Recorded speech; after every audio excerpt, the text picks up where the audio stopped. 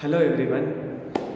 सुकरात जो थे उनको जहर का प्याला देके मारा गया था और इसका कारण ये था कि जो ग्रीक जो सोसाइटी थी वो बहुदेववादी थी और सुकरात का ये मानना था कि अगर ईश्वर है तो वो सिर्फ एक होगा। और सुकरात के जो तर्क थे, जिस प्रकार से वो बातें करते थे, तो जितने भी युवा उस सोसाइटी में रहते थे वो सारे के सारे सुकरात के दीवाने हो गए थे और उस देश में सुकरात के विचारों की धूम मच चुकी थी।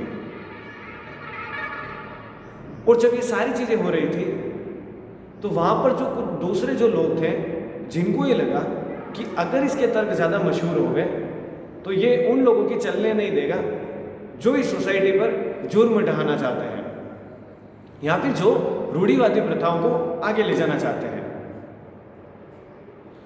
तो उस समय क्या होता है कि ग्रीक सोसाइटी में जो लेजिस्लेचर और जुडिशरी, जो न्यायपालिका और जो व्यवस्थापिका होती है, वो दोनों एक ही होती है।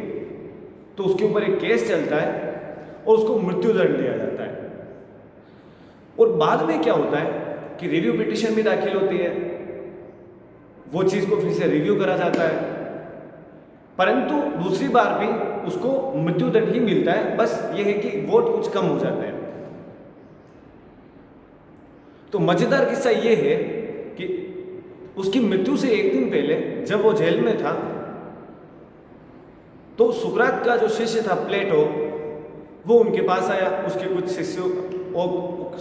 शिष्यों को और भी लेके आया साथ में। और उस समय प्लेटो ने सुकरात से कहा, चलिए गुरुजी, सारी व्यवस्था हो गई है, जेल प्रबंधन से भी मैंने बात कर ली है, बॉर्डर पे भी बात कर चुका हूं। ये जो ग्रीक है वो आपको डिजर्व ही नहीं करता है। आपका जो ज्ञान है, आपके जो ज्ञान की महिमा है, वो पूरी की पूरी दुनिया में फैलनी चाहिए और आपको जिंदा रहना चाहिए। कृपया करके आप यहां से निकल चलिए, हमारे साथ आ जाइए, भाग जाइए यहां से। तब सुकरात एक बहुत बड़ी बात कहते हैं, सुनो प्लेटो, अगर आज मैं यहां से भाग गया तो मेरा शरीर तो जिंदा रह जाएगा, परंतु मेरे विचार मर जाएंगे। और अगर मुझे मेरे शरीर और मेरे विचारों की मृत्यु में से अगर किसी एक को चुनना होगा तो शरीर की मृत्यु ज्यादा आसान है। और फिर प्लेटो वहां से छोटा सा मुंह करके रवाना हो जाता है और फिर सुकरात को जहर का प्याला दिया जाता है और उससे फिर उनकी मौत हो जाती है। यह महानता की राह जो मौत की ओर ले जाती है और अमहानता की राह जो जिंदगी की ओर जाती है। हम सबकी जिंदगी में कुछ ऐसे सिद्धांत होते हैं, ऐसी सत्यनिष्ठा होती है जिनसे हम कभी नहीं डिगते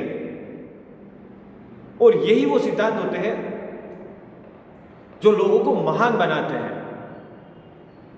और हमें कभी भी अपनी सत्यनिष्ठा से समझौता नहीं करना चाहिए, हमेशा अडिग रहना चाहिए। शुक्रिया।